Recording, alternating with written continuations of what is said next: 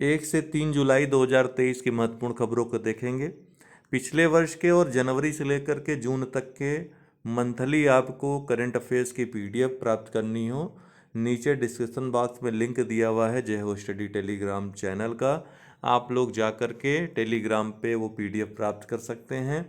इसके अलावा प्लेलिस्ट में वीडियोस पड़ी हुई हैं, वो जा कर के देख सकते हैं करंट अफेयर्स की तैयारी के लिए। तो 1 जुलाई को राष्ट्रीय चिकित्सक दिवस या डॉक्टर्स डे मनाया जाता है। चिकित्सा के क्षेत्र में अपने अमूल्य योगदान के लिए जाने जाते हैं डॉक्टर विधान चंद्र राय। इनकी पुण्यतिथि पर अर्थात 1 जुलाई पर चिकित्सक दिवस के रूप में मनाया जाता है, इनको याद किया जाता है। पश्चिम बंगाल के ये रहने वाले चिकित्सक थे भारत के। भारत रत्न भी इनको दिया गया था। 1 जुलाई को हुई जीएसटी दिवस भी मनाया जाता है, गुड्स एंड सर्विस टैक्स, जो कि 1 जुलाई 2017 को लागू हुआ था। जीएसटी लागू हुआ देश में। इसी उपलक्ष्य में 1 जुलाई को जीएसटी दिवस के रूप में भी मनाते हैं। 3 जुलाई को अंतर्राष्ट्रीय प्लास्टिक बैग मुक्त दिवस के रूप में मनाया जाता है। कब? 3 जुलाई को। लालपुर गांव मध्य प्रदेश में स्थित है। यहाँ पर प्रधानमंत्री मोदी ने राष्ट्रीय सिकल सेल एनीमिया उन्मूलन मिशन का उद्घाटन किया। कब तक उन्मूलन करना है इस एनीमिया का? 2047 तक। तो इसका उद्घाटन प्रधानमंत्री ने किया लालपुर गांव मध्य प्रदेश में। काकरा पार परमाणु संयंत्र गुजरात में स्थित है, आपको पता है। इस संयंत्र में भारत के पहले स्वदेशी रूप से विकसित परमाणु ऊर्जा रिएक्टर जो कि 700 मेगावाट का है, इसका परिचालन शुरू हो गया। कुछ समय पूर्व ही एनपीसीआईएल ने देश भर में इस तरह के 16 पीएसडब्ल्यूआर, जो कि प्रत्येक 700 मेगावाट क्षमता के रहेंगे, बनाने की योजना बनाई है। तो उसी में से एक है काकरा पार परमाणु संयंत्र गुजरात में, जो कि संचालित किया जा रहा है, परिचालन इसका शुरू हुआ है। माइकल रोसेन, इनको पेन पिंटर पुरस्कार 2023 इस बार का दिया गया है। माइकल रोसेन बच्चों के लिए कविताएं लिखने के लिए पूरे विश्व में विख्यात हैं। इनकी कई कविताओं पर तो फिल्म भी बन चुकी है। इलेक्ट्रॉनिक निर्यात 2023 में तमिलनाडु भारत का शीर्ष इलेक्ट्रॉनिक्स निर्यातक बन गया है। पिछले वर्ष 2022 में तमिलनाडु चौथे स्थान पे था, पहले स्थान पे कर्नाटक था। वहीं अब तमिलनाडु चौथे से पहले स्थान पे आ गया है। उत्तर प्रदेश दूसरे स्थान पे बना हुआ है। पिछली बार भी उत्तर प्रदेश दूसरे स्थान पे था, कर्नाटक पहले पे था। तो उत्तर प्रदेश के स्थान पे कोई परिवर्तन नहीं हुआ है। कर्नाटक पहले से तीसरे पे चला गया है। चौथे स्थान पे महाराष्ट्र भी बरकरार है। पिछले वर्ष महाराष्ट्र तीसरे स्थान पे था। तो ये दोनों वर्षों का याद रखिएगा। 2022 में पहले पे कर्नाटक था, दूसरे पे उत्तर प्रदेश, तीसरे पे महाराष्ट्र, चौथे पे तमिलनाडु। वहीं 2023 में तमिलनाडु पहले स्थान पे हो गया है, दूसरे पे उत्तर प्रदेश, फिर कर्नाटक और महाराष्ट्र। तो उत्तर प्रदेश का स्थान नहीं चेंज हुआ है, बाकी तीनों का स्थान चेंज हुआ है। उत्तर प्रदेश में हाल ही में 7 उत्पादों को जीआई टैग प्रदान किया गया। किसे किसे? अमरोहा ढोलक, महोबा के गौरा पत्थर शिल्प को, मैनपुरी तारकशी को, संबल के हार्नक्राफ्ट को, बागपत के होम फर्निशिंग, बाराबंकी हैंडलूम उत्पाद को और कालपी के हैंडमेड पेपर को जीआई टैग प्रदान किया गया है। दीपक पारेख ये कौन है, पूछ सकता है। तो 46 वर्षों बाद एचडीएफसी के अध्यक्ष पद से इन्होंने इस्तीफा दे दिया। बहुत कम आयु में 35 या 37 वर्ष में ये एचडीएफसी के अध्यक्ष बने थे। तब से उन्होंने एचडीएफसी को नई ऊंचाइयों तक पहुंचाया, उसे सबसे बड़ी प्राइवेट बैंक बनाया, वाणिज्यिक बैंक बनाया भारत की। तो 46 वर्षों बाद एचडीएफसी बैंक के अध्यक्ष पद से इन्होंने इस्तीफा दे दिया दीपक पारेख ने। नई दिल्ली, यहाँ पर बैंकिंग ऑन वर्ल्ड हेरिटेज आयोजित किया गया। G20 देशों के जो नोट हैं उसका इसमें प्रदर्शन किया गया। तो बैंकिंग ऑन वर्ल्ड हेरिटेज आयोजित अपने तरह का पहला आयोजन था, नई दिल्ली में आयोजित हुआ। वहीं नई दिल्ली में प्रधानमंत्री के द्वारा 1 जुलाई को 17वीं भारतीय सहकारी कांग्रेस को संबोधित किया गया। कहाँ पे? नई दिल्ली में। इसका विषय क्या था? Amritkaal, prosperity through cooperation for a vibrant India. LF model ए ये है क्या? तो दोस्तों एलएफ मॉडल एक कंपनी है, वो एयरक्राफ्ट संबंधी जो उपकरण है बनाती है। यूएसए के द्वारा प्रमाणित दुनिया की पहली इलेक्ट्रिक फ्लाइंग कार ये बन गई है। एलएफ मॉडल ए इसका नाम है। तो यूएसए द्वारा प्रमाणित दुनिया की पहली इलेक्ट्रॉनिक फ्लाइंग कार ये बन गई है, इसलिए चर्चा में है। पूछ सकता है एलएफ मॉडल ए क्या है। आज के लिए इतना ही, बहुत बहुत धन्यवाद।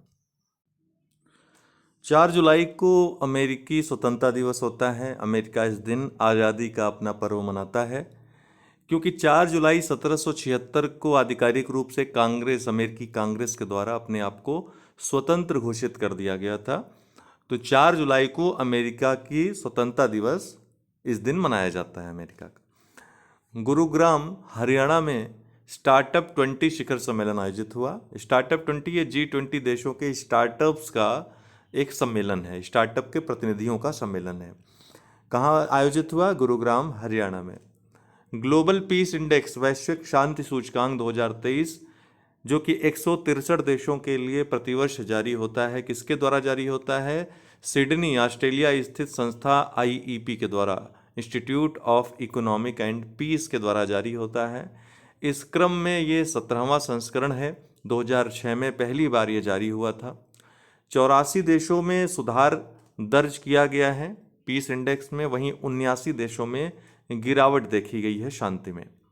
इसके साथ ही इसका एक निष्कर्ष ये है कि हिंसा होती है तमाम तरह की, विश्व की GDP को 12.9% नुकसान होता है, लगभग 13% नुकसान होता है। इस सूचकांक में पहले स्थान पे आइसलैंड है, दूसरे पे डेनमार्क है, तीसरे पे आयरलैंड है, चौथे पे न्यूजीलैंड है, पांचवें पे ऑस्ट्रिया है। ये 5 जो है दुनिया के सबसे शांतिपूर्ण देश हैं। भारत की स्थिति में सुधार देखा गया है। 2022 में भारत 135वें स्थान पे था, वहीं इस बार सूचकांक में 126वें स्थान पर है। वहीं लगातार 5वें वर्ष अफगानिस्तान सबसे निचले पायदान पे है, 163वें स्थान पे। सागर निधि अभी हाल ही में चर्चा में है। क्या है ये? तो भारत का अनुसंधान पोत है। बांग्लादेश और मॉरिशस के वैज्ञानिक इस संयुक्त अभियान में अभी हाल ही में शामिल हुए, इसलिए चर्चा में आया। हरियाणा की टीम ने भोपाल मध्य प्रदेश की राजधानी, यहाँ पर आयोजित 6ठे युवा महिला राष्ट्रीय मुक्केबाजी चैंपियनशिप जीत ली है। 5 स्वर्ण सहित कुल 13 पदक हरियाणा ने अपने नाम किए। यूक्लिड मिशन, ये यूक्लिड एक गणितज्ञ थे, उनके नाम पर इस मिशन का नाम रखा गया है। यूरोपीय अंतरिक्ष उपग्रह का नाम है यूक्लिड, और ये किस लिए भेजा गया है? डार्क मैटर की खोज के लिए। डार्क मैटर ऐसा माना जाता है कि जो अंतरिक्ष है, पूरा ब्रह्मांड है, उसका केवल 5% ही दृश्य है, बाकी 95% जो भाग है वो डार्क मैटर से बना हुआ है। तो उसी की खोज के लिए यूक्लिड मिशन भेजा गया है, ताकि ब्रह्मांड के जो अथाह रहस्य हैं उनका कहीं से कोई सुराग मिल सके। ड्रीम 11 आप सबको पता ही है, BCCI द्वारा भारतीय टीम का मुख्य प्रायोजक इसको घोषित कर दिया गया। 3 वर्ष अब ये भारतीय टीम जो क्रिकेट टीम है उसके टी-शर्ट पर रहेगा। तो ड्रीम 11 BCCI द्वारा भारतीय टीम का मुख्य प्रायोजक घोषित किया गया है। अक्षर क्या है? अक्षर एक नदी क्रूज है दोस्तों। अहमदाबाद साबरमती नदी पर, वो जो रिवर फ्रंट है उसके पास ये चलाया जाएगा। गृह मंत्री अमित शाह द्वारा इसको लॉन्च किया गया। तो अक्षर क्या है? नदी क्रूज है। किस नदी पर? साबरमती नदी पे। कहाँ पे लॉन्च हुआ? अहमदाबाद में, गुजरात में। तो आज के लिए इतना ही, बहुत बहुत धन्यवाद। 5 जुलाई की महत्वपूर्ण खबरों को देखेंगे। पुट्टुपर्थी, देखिए आंध्र प्रदेश में स्थित है यह स्थान पुट्टुपर्थी। यहाँ प्रधानमंत्री मोदी के द्वारा साईं हीरा ग्लोबल कन्वेंशन सेंटर का उद्घाटन किया गया। पूछेगा डायरेक्ट प्रश्न, कहाँ किया गया? पुट्टुपर्थी, आंध्र प्रदेश में। अभी हाल ही में खाद्य मंत्रियों का राष्ट्रीय सम्मेलन कहाँ पर आयोजित हुआ? तो नई दिल्ली में आयोजित हुआ। मेहसाणा, गुजरात में मेहसाणा जिला है, वहाँ स्थित एक गांव है, नाम है बोरियावी। ये क्यों अभी चर्चा में रहा? क्योंकि गृह मंत्री अमित शाह, जो कि पहले सहकारिता मंत्री भी हैं, इनके द्वारा देश के पहले सहकारी संचालित सैनिक स्कूल की आधारशिला मेहसाणा में बोरियावी गांव में रखी गई, गुजरात में। लखनऊ उत्तर प्रदेश सरकार के द्वारा समर्पित बंदर वन, बंदरों के संरक्षण के लिए, उनके सुरक्षा के लिए लखनऊ में यह बंदर वन बनाने की योजना बनाई है उत्तर प्रदेश सरकार ने। बिहार पक्षी गणना 2023 बिहार राज्य के द्वारा, राज्य सरकार द्वारा कराई गई, जिसके महत्वपूर्ण निष्कर्ष इस प्रकार हैं कि बिहार में पक्षियों की कितनी प्रजातियां पाई गई? 205 प्रजातियां पाई गई। सर्वाधिक पक्षी कहाँ पर हैं? तो भागलपुर जिले में है सर्वाधिक पक्षी बिहार में। भागलपुर व जमुई में, इन दो जिलों में आर्द्र भूमियों में रहने वाले जल पक्षियों की संख्या जो है वो सर्वाधिक है। चमारी अट्टापुट्टू खिलाड़ी हैं श्रीलंका की, वनडे क्रिकेट में आईसीसी महिला वनडे रैंक में शीर्ष पर ये पहुंच गई हैं और आईसीसी महिला वनडे रैंक में शीर्ष पर पहुंचने वाली पहली श्रीलंकाई बल्लेबाज, महिला बल्लेबाज ये बन गई हैं, चमारी अट्टापट्टू। मैक्स वेरस्टेपन, इन्होंने अभी हाल ही में ऑस्ट्रियाई ग्रांड प्रिक्स जीत लिया, फार्मूला 1 कार रेसर हैं, रेड बुल की तरफ से ये खेलते हैं। दुकम बंदरगाह ओमान में स्थित बंदरगाह है, भारत के लिए सामरिक दृष्टि से अति महत्वपूर्ण है, रणनीतिक दृष्टि से, इसीलिए हाल ही में एनएसए अजीत डोभाल का यहाँ पर दौरा हुआ है, इसलिए ये चर्चा में आया है, पूछ सकता है। ऊर्जा संक्रमण सूचकांक 2023 विश्व आर्थिक मंच WEF के द्वारा ये जारी होता है। 2023 के सूचकांक में पहले स्थान पे स्वीडन है, दूसरे पे डेनमार्क है, तीसरे पे नॉर्वे है, भारत 67वें स्थान पे है इस सूचकांक में। लिथियम काफ़ी चर्चा में रहा ये धातु, इसके बारे में जान लीजिए महत्वपूर्ण बातें। ये नरम चांदी जैसी सफ़ेद धातु है, मानक परिस्थितियों, सामान्य परिस्थितियों में सबसे हल्की धातु और सबसे हल्का ठोस तत्व भी यह माना जाता है लिथियम को। अत्यधिक प्रतिक्रियाशील है और ज्वलनशील है, इसीलिए इसको खनिज तेल में संग्रहित किया जाता है, खुले में नहीं रखा जाता है। सबसे बड़े इलेक्ट्रॉनिक जो व्हीकल्स हैं, आपके मोबाइल जो आप यूज़ करते हैं, स्मार्टफोन आज यूज करते हैं, ये लिथियम के कारण ही संभव हो सका है। लिथियम की इसमें आवश्यकता पड़ती है, यही कारण है कि जिन देशों में लिथियम का निर्माण होता है, लिथियम आयन बैटरीज का निर्माण होता है, वो देश आज के समय में मैन्युफैक्चर के क्षेत्र में देखें तो बहुत आगे निकल चुके हैं। चाइना उसका एक बड़ा उदाहरण है। भारत लिथियम के आयात पे पूर्णतः निर्भर है 100%। हालांकि भारत में लिथियम थोड़ी बहुत मात्रा में पाया जाता है, जैसे कि कर्नाटक में, राजस्थान में, लेकिन बहुत ही थोड़ी मात्रा में, नगण्य है वो मात्रा। लेकिन कुछ समय पहले लिथियम चर्चा में तब आया जब लिथियम के बड़े भंडार कहाँ पाए गए? ये पाए गए जम्मू कश्मीर के सलाल हैमाना क्षेत्र में लिथियम के बड़े भंडार पाए गए।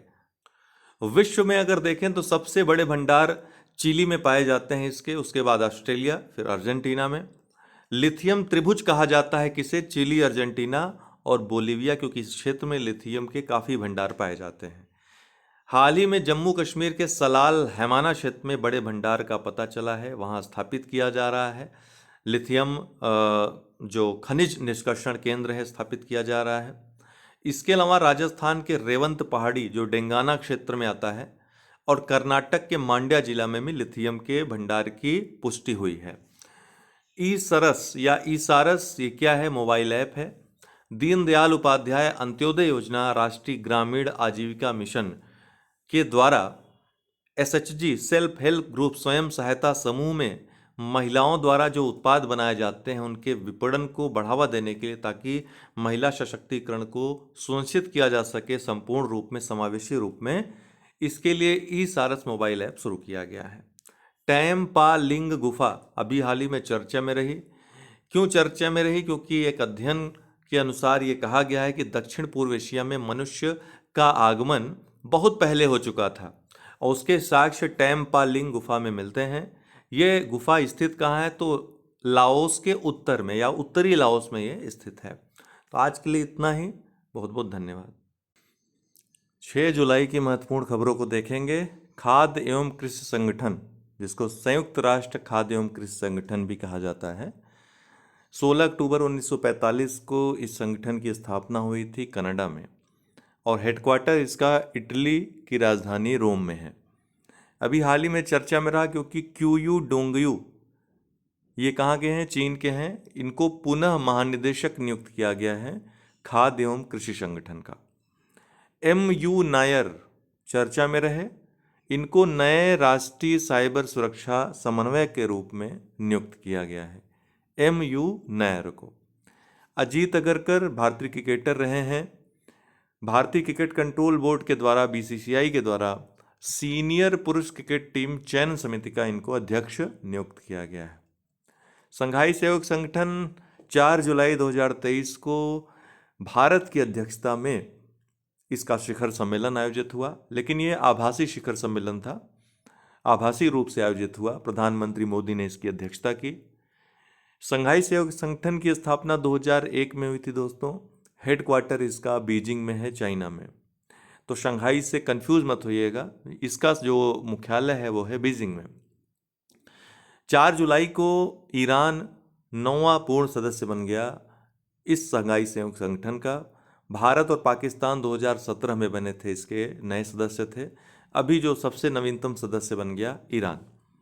इसकी थीम क्या रही इस बार, टूवर्ड्स अ सिक्योर SCO। ये सिक्योर जो शब्द है 2018 में किंगदाओ में PM मोदी द्वारा दिया गया संक्षिप्त नाम है। वैगनर समूह काफ़ी चर्चा में रहा।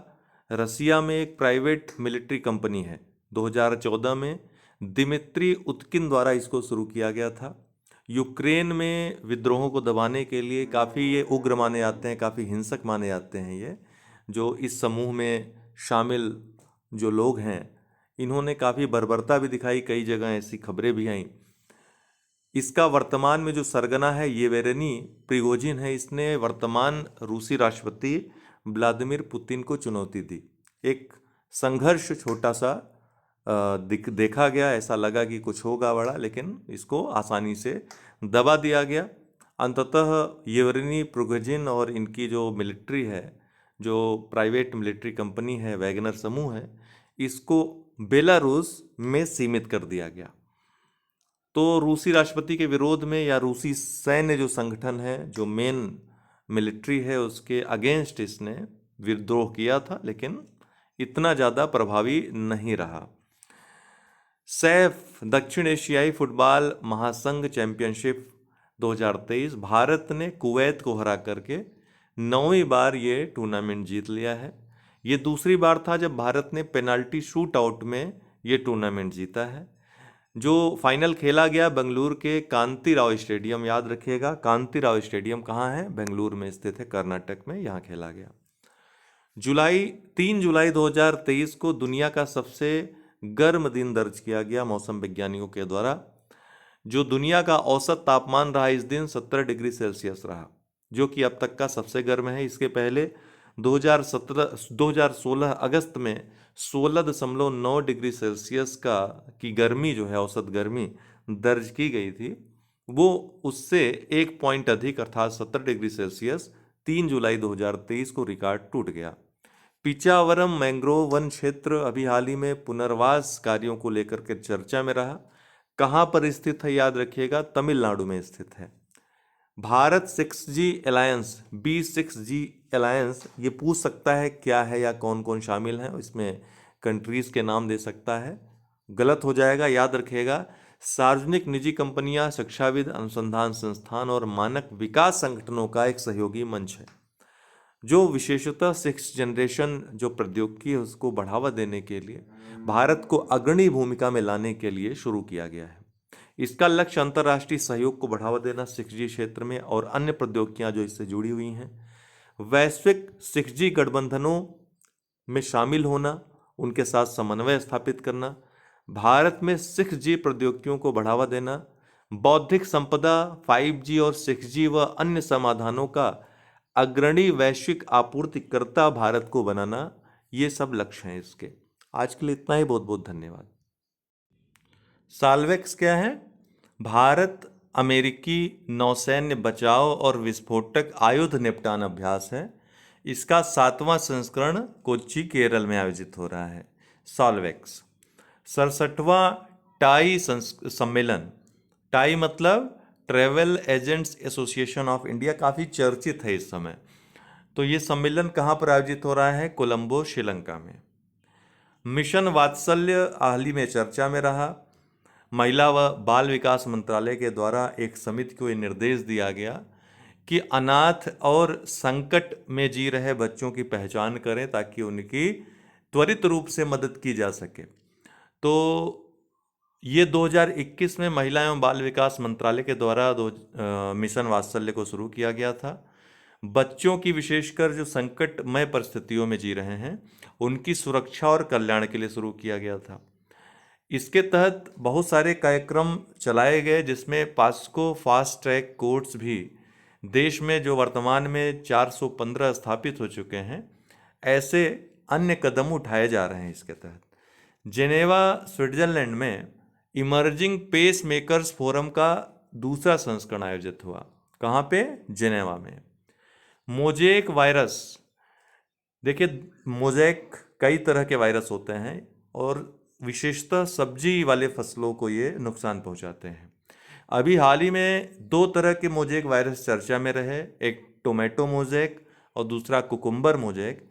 इन दोनों ही वायरसों ने उत्तर और दक्षिण भारत में तबाही मचा दी टमाटर की फसलों को बर्बाद करके, और वर्तमान में आप सब देख रहे हैं कि टमाटर के भाव जो है बहुत ज़्यादा बढ़ गए हैं। उसका कारण इसी को ठहराया जा रहा है।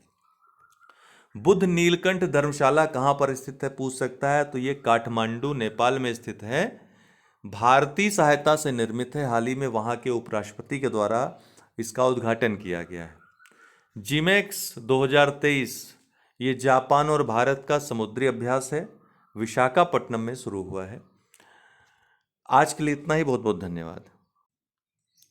मध्य प्रदेश ने 13वीं हॉकी इंडिया जूनियर महिला चैंपियनशिप जीत ली है, झारखंड को हरा करके।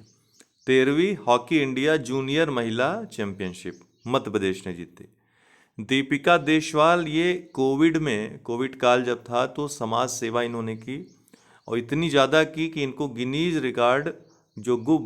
बुक ऑफ वर्ल्ड रिकॉर्ड है उसमें इनका नाम दर्ज किया गया। तो काफ़ी चर्चा में पहले से थी। संयुक्त राष्ट्र में भी इन्होंने भाषण दिया था। अभी हाल ही में तीसरी बार इन्होंने संयुक्त राष्ट्र को संबोधित किया, और 3 बार भाषण देने वाली संयुक्त राष्ट्र में पहली भारतीय महिला और सबसे कम उम्र की भारतीय महिला बन गई।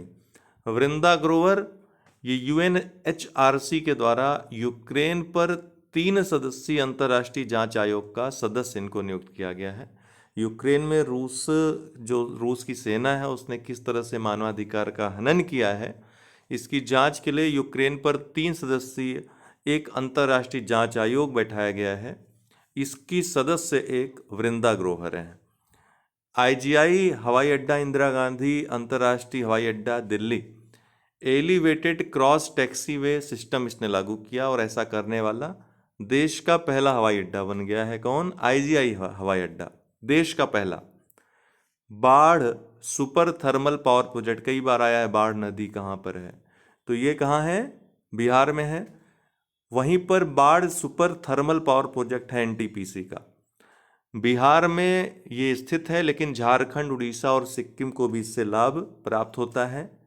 NTPC के द्वारा हाल ही में 660 मेगावाट की एक नई इकाई यहाँ पर प्रारंभ की गई है, तो इसकी क्षमता अब बढ़ जाएगी 660 मेगावाट। NTPC की बात करें तो 1975 में इसकी स्थापना हुई थी। PSU है भारत सरकार का। हेडक्वार्टर इसका दिल्ली में है। सार्वजनिक क्षेत्र की कंपनी है। महारत्न का दर्जा इसको मिला हुआ है, और विद्युत के क्षेत्र में सबसे बड़ी कंपनी है भारत की। कोयला, गैस, जल विद्युत, कभी कभी पूछ लेता है कि किस क्षेत्र में ये विद्युत उत्पादन करता है, तो कोयला, गैस, जल विद्युत और नवीकरणीय ऊर्जा क्षेत्र में ये विद्युत उत्पादन का कार्य कर रहा है। इसकी स्थापित क्षमता वर्तमान में 66,000 मेगावाट से अधिक है। FIH hockey pro league, Netherland ने दूसरी बार ये टूर्नामेंट जीत लिया और पहली टीम बन गई जिसने दूसरी बार इस टूर्नामेंट को जीता है। ताना बाता उत्सव, ये कहाँ का उत्सव है? जापानी त्यौहार है। हाल ही में चर्चा में रहा क्योंकि गूगल ने डूडल के माध्यम से इस त्यौहार को मनाया है। खजान लैंड कहाँ पर स्थित है?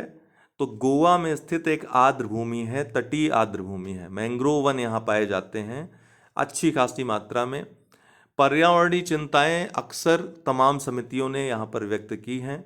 हाल ही में नेशनल ग्रीन ट्रिब्यूनल के द्वारा पर्यावरणीय नियमों का पालन करने में गोवा तटीय क्षेत्र प्रबंधन प्राधिकरण की विफलता के कारण उसको फटकार मिली है एनजीटी के द्वारा। खजान लैंड में तमाम निर्माण कार्य चल रहे थे, अवैध निर्माण कार्य, जिससे पर्यावरण को क्षति पहुंच सकती थी। इसी बात को एनजीटी ने संज्ञान में लिया और इसको फटकार लगाई। विश्व निवेश report, investment report, world investment report, ये अंकटाड के द्वारा जारी होता है। शीर्ष प्राप्तकर्ता कौन कौन थे वर्ष में? तो भारत जो है 10% वृद्धि के साथ शीर्ष प्राप्तकर्ता रहा। वहीं आसियान जो देश रहे 5% की वृद्धि के साथ दूसरे स्थान पर रहे शीर्ष एफडीआई प्राप्तकर्ताओं में, निवेश प्राप्तकर्ताओं में। वैश्विक एफडीआई का एशिया को 50% प्राप्त होता है, या एशिया का 50% हिस्सा है वैश्विक एफडीआई का।